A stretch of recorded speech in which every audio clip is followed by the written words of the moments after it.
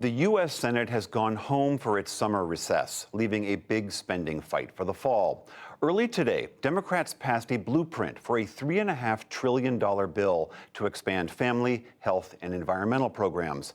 But party moderate Joe Manchin of West Virginia warned the price tag has to come down when actual spending bills are voted on.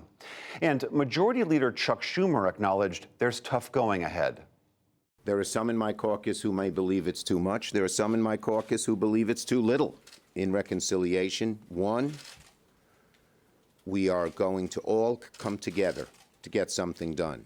And two, it will have every part of the Biden plan in a big, bold, robust way.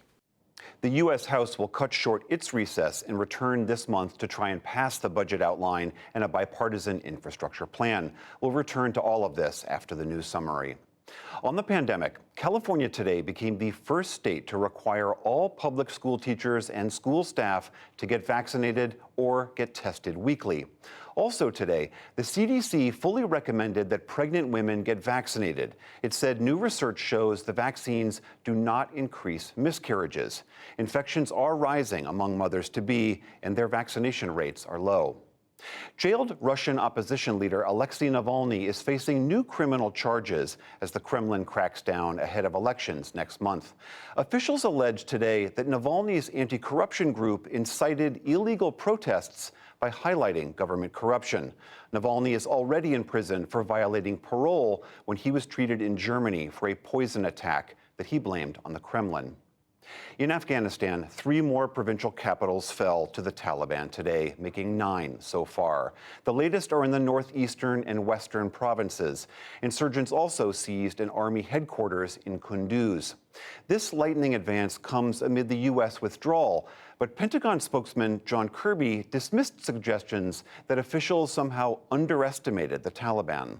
We could revisit the past all you want, but what matters really is today and where we are now. Again, we believe that Afghan forces have what they need to make a significant difference. And it really is going to come down to leadership. Kirby would not confirm reports that U.S. intelligence now believes the Afghan capital, Kabul, could fall within weeks. We'll explore why later in the program. Dozens of fires raging in Algeria have now claimed at least 65 lives, including 28 soldiers who were fighting the flames. The fires have scorched forests and villages across the North African country's mountainous region, leaving a thick, smoky haze. Algeria will observe 3 days of national mourning starting tomorrow. Crews in Northern California are facing new flare-ups from the Dixie Fire. It is already the state's largest ever and has burned more than 550 homes. Many were in Greenville, where before and after satellite images show the devastation after the fire swept through there last week.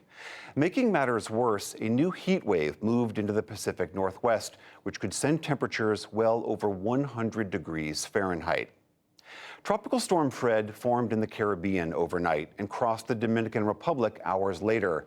The storm is on track to pass north of Cuba on Friday before moving toward Florida this weekend.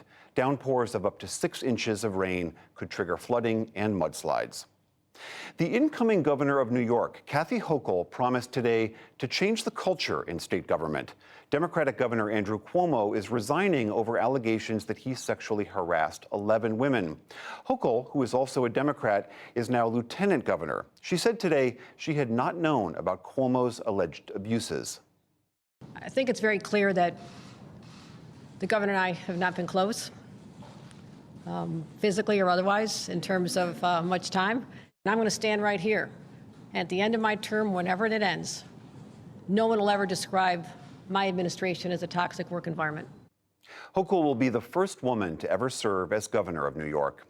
Consumer prices rose again in July. The pace was slower, but prices are still up nearly 5.5% from a year ago.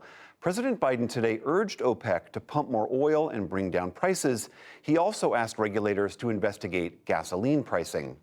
And on Wall Street, the Dow Jones Industrial Average gained 220 points to close near 35,485, a new record. The Nasdaq fell 23 points, but the S&P 500 added 11, also hitting a record close. And the venerable game show Jeopardy has 2 new hosts after a highly publicized search. Executive producer Mike Richards was named today as the regular host. Actor Mayim Bialik will headline primetime specials and spin-offs. Longtime host Alex Trebek died of cancer last year. Still to come on the NewsHour, how the Taliban staged this push to take control of Afghanistan. The challenges of returning to in-person classes in a state spiking with COVID. Why Russia struggles against the Delta variant and low vaccination rates, plus much more.